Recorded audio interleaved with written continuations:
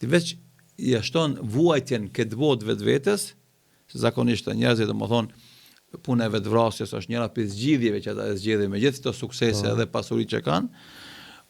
Smundjet psiqike janë njëra prej përfundimeve që i kanë, vuajtja shpirtërore janë njëra prej dënimeve që i projektojnë që në këtë botë para se me shku te Zoti. Edhe s'kanë mundësi me pas jetë të lumtur ata njerëz, kur njerë, hiç, me garancë. Asnjë njeri ateist, mosbesues, refuzues i Zotit, nuk ka mundësi me pas jetë të lumtur. Në momentet më private të tyre, në momentet më intime të tyre, atëherë kur rrëfehen ata, edhe tregojnë se pishmallëkun e tyre që kanë qenë të këtill refuzues dhe Zotit, edhe vuajtja shpirtërore që kanë shoqëruar ata dhe ankthin e vazhdueshëm që kanë pas çdo natë kur janë vetëm ata vetë. Mirë gjë, në për Instagram dalin në për plazha, sen, shëtisin botën, haje, pije. Kjo është ajo që tentohet aktrema kjo. Jo vetëm këta, shembull më ekstrem për citimi fol. Fatkeqësisht kjo smundje i ka kapluar edhe njerëz të rëndomtë dhe ato shpresave mesatare. Sepse nisën ata nuk e kanë kuptuar, nuk e kanë kuptuar se dëfrimet, argëtimet, kënaqja e pasioneve, epsheve tona fizike, materiale, janë kënaqësi trupore.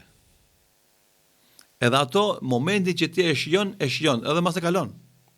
Nuk përcjell, domethënë, kënaqësi nuk e përcjell, nuk e merr me veti ndikon më gjatë.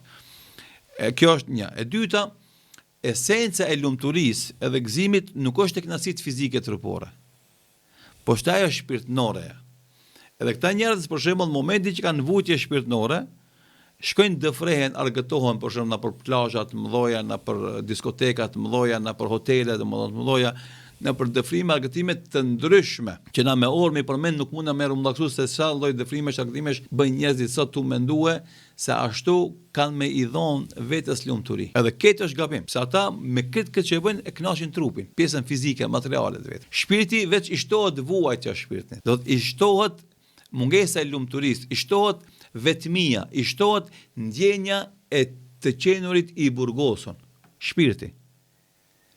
Edhe andaj Islami ofron zgjidhje në momentin që ke probleme të shpirtit, ke mungesë lumturie, gëzimi, nuk thot jepu mas dëfrimit, argëtimit, po thot jepu mas adhurimit Zotit.